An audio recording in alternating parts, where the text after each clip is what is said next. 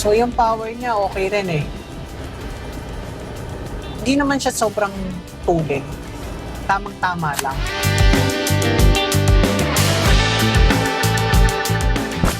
Retro ang itsura, off-roader ang dating, at hindi madaling malaos. Yan ang Jeep Wrangler.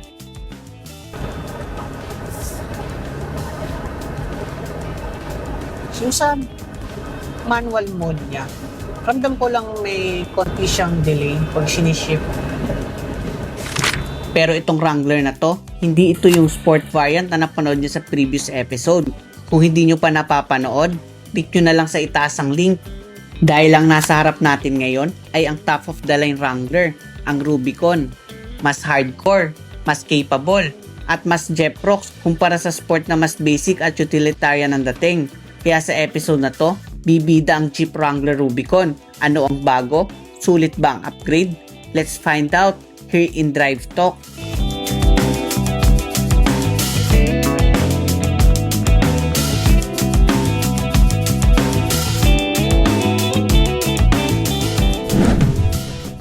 Sa Pilipinas, kilalang kilala ang Jeep pero hindi yung imported, kundi ang jeepney at owner type Jeep.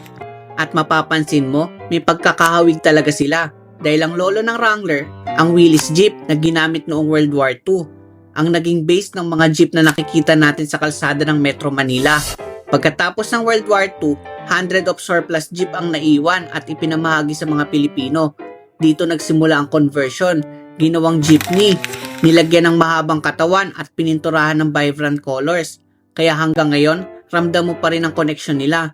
Dahil dito, nadiskubre ang jeepney at owner type jeep na kilala natin ngayon.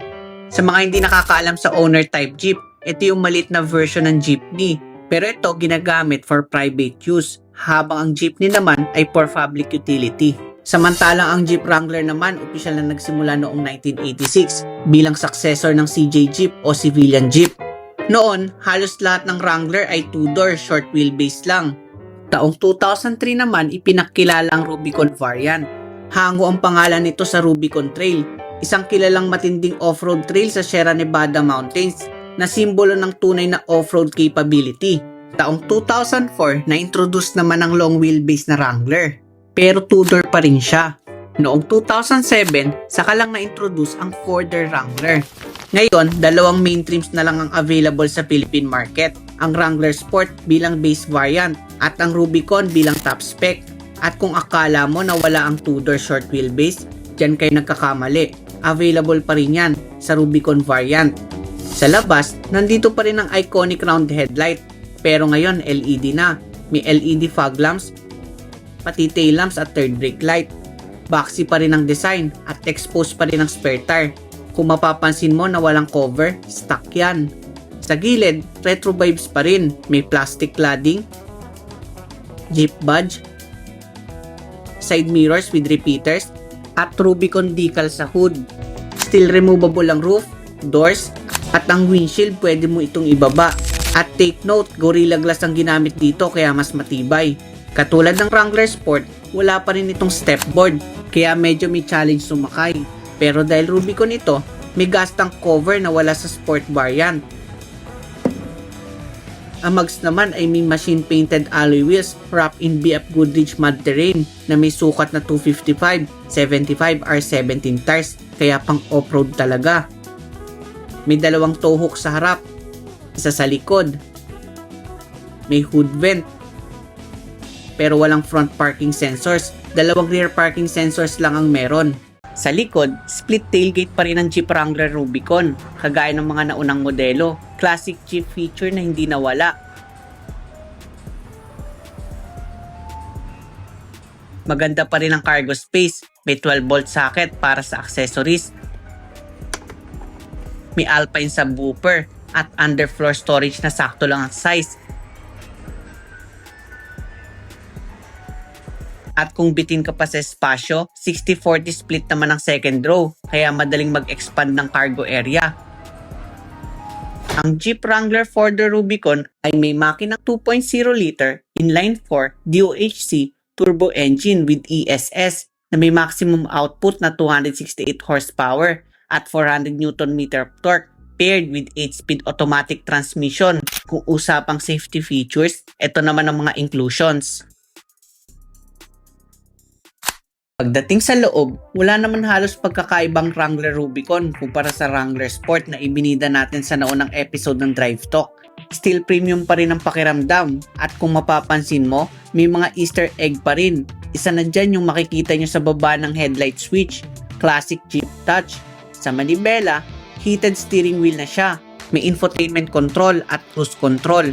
At sa likod ng steering, akala mo paddle shifter pero infotainment controls din yan. Ang instrument cluster ay may 7-inch TFT color display, kaya kahit modern na, hindi nawala ang retro Wrangler vibe. Sa gitna, may 12.3-inch touchscreen infotainment display. Okay ang touch response, nandito na rin ang aircon controls at may built-in navigation pa. At kahit modernong Wrangler to, hindi nila inalis ang physical button sa ilalim. Kaya kahit first time user, hindi ka malilito. Nandito na rin ang driver assist feature kapag kailangan mo. Kapansin-pansin din na nasa gitna ang power window switches dahil removable ang roof ng Wrangler. Isang design choice na may dahilan, ay cigarette lighter or 12-volt socket. Bihira na yan ngayon. Sa kabilang side, nandito ang auxiliary port, Type-C port, Type-A port, at 4 pang auxiliary port sa ibaba. Sa kabilang bahagi naman, makikita ang controls ng front and rear differential lock at sway bar switch. At mapapansin mo rin na stick shifter pa rin ang 4x4 lever. Kaya ramdam mo talaga ang pagka-offroader niya kapag ginamit mo. May 2 cup holder, may armrest na may tray, at additional storage sa loob na may isang Type-A port. Pagdating sa upuan, leather seat na siya. May Rubicon embossing, red stitching, power seat adjustment, at heated front seats. Maganda naman ang legroom at headroom.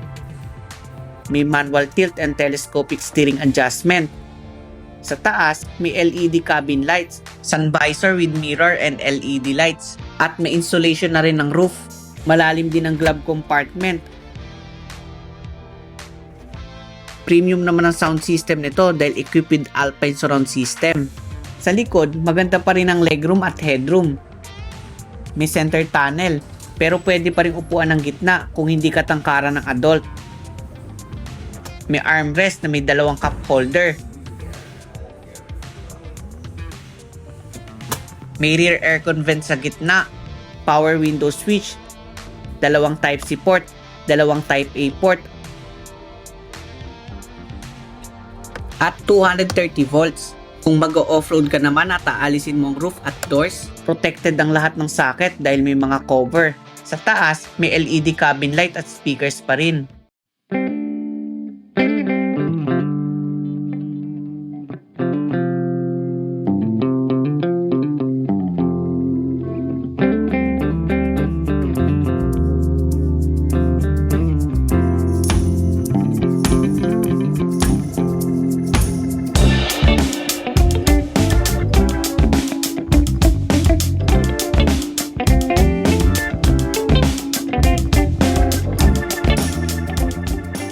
So ngayon, subukan natin tong Jeep Wrangler Rubicon. Before na, subukan natin yung Sport, pero ito yung Rubicon. So, ang gusto ko dito sa Jeep, ang lambot ng steering niya. Although, malaki yung mga gulong niya, naka-all-terrain, pero hindi mo ramdam eh.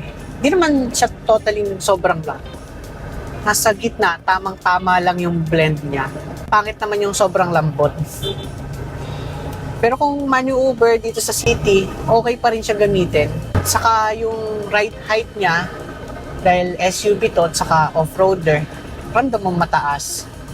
Saka yung visibility okay rin kasi maganda yung mga A-pillar niya, maliliit. Yung windshield niya, hindi naman ganun kalakihan, sakto lang, pero okay naman yung vision nyo.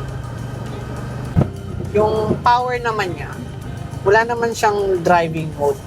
Meron kayong manual mode, pero isi-shift nyo na lang siya dito sa cambio. Wala siyang paddle shifter. Hindi siya kagaya ng mga ibang SUV. Pero kung ganito kasi sasakyan, hindi mo naman totally kailangan i-manual mode to eh. Magagamit mo lang naman siya kapag nag-overland kayo, nagbubundok, Kapag kailangan yung mag-shift ng mas mababang gear para mas madali kayo maka-out sa mga uphill, yun yun naman siya madalas gamitin eh. Yung brake naman niya, hindi siya malalim. Tama lang, nasa gitna yung biting point niya. Hindi rin naman kayo susubsob. So kung galing kayo sa mga kotse na yung malalalim yung brake, hindi kayo maninibago dito. So ramdam mo lang din dito sa Jeep na may weight siya pag dinadrive mo.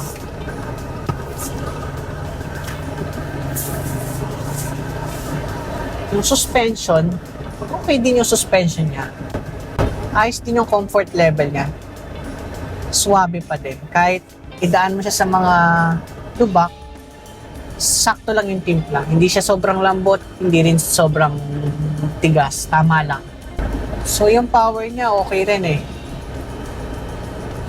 Hindi naman siya sobrang pulling. Tamang-tama lang.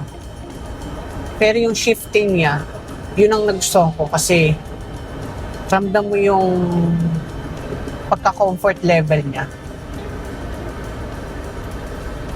Testingin natin tong manual mode. So dito sa manual mode, napansin ko, nag-automatic pa rin siyang bumalik sa mas mababang gear. Bawa, nasa 4th gear kayo, bilang traffic, minto kayo, automatic siyang babalik sa primera. Yun yung napansin ko sa sequential niya.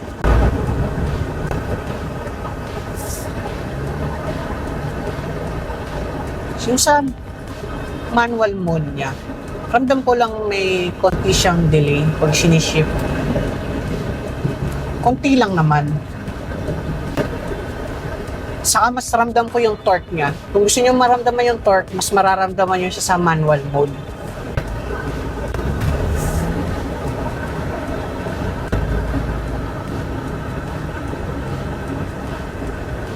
So yung plus minus pala dito, pag plus downshift is up. Sa mga gusto ring itry yung manual mode sa Jeep. So napansin ko din dito, pag mina-manual mode siya, ramdam ko yung konting kadjot niya. Gusto ko yung ganung feel. Parang nafe-feel mo yung torque ng sasakyan. Pero kung more on city driving, mas recommended ko na naka-drive lang eh.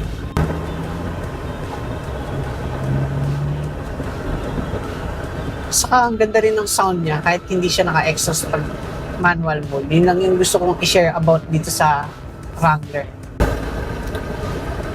So ito pala, kung gamit niyo yung Wrangler, baka manibago kayo kasi may pindutan siya dito sa likod ng steering wheel. Hindi siya paddle shifter. Control siya ng infotainment nyo. Baka malito kayo. Kasi yun din yung akala ko before nung nag-drive ako ng Wrangler Sport. Akala ko paddle shifter pero hindi pala.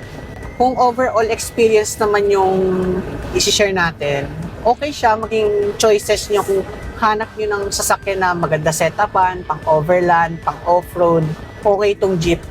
Kasi yung comfort nandito, yung size hindi siya sobrang laki, tama lang. Yung ride height, okay din. So perfect blend siya.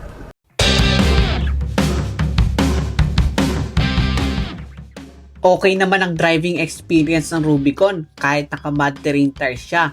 Okay din ang cabin, hindi rinig ang road noise.